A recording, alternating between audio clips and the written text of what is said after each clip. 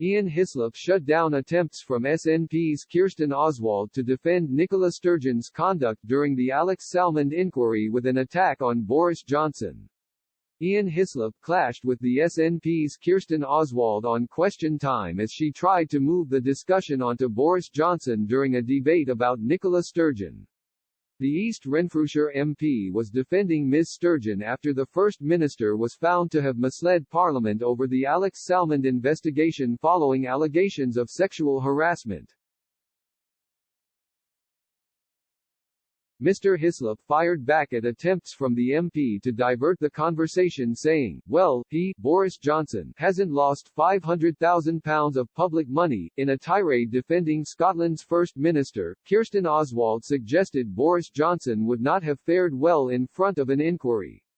She said, it's difficult to imagine Boris Johnson putting himself into a position where he is being scrutinised for 8 hours.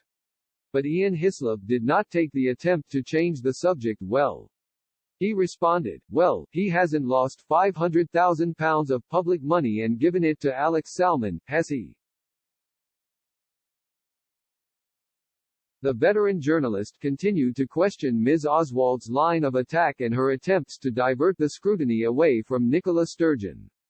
He argued, why are we talking about Boris? Can we never talk about Scotland? Does it always have to be referred back down here? Mr. Hislop's comments come as Nicola Sturgeon was yesterday found to have misled Parliament by an inquiry. The inquiry voted 5-4 against Ms. Sturgeon. The Scottish Government Handling of Harassment Complaints Committee concluded their investigation into Ms. Sturgeon on Thursday, concluding that Ms. Sturgeon gave an inaccurate account of a meeting held with Alex Salmond during his live investigation into sexual harassment.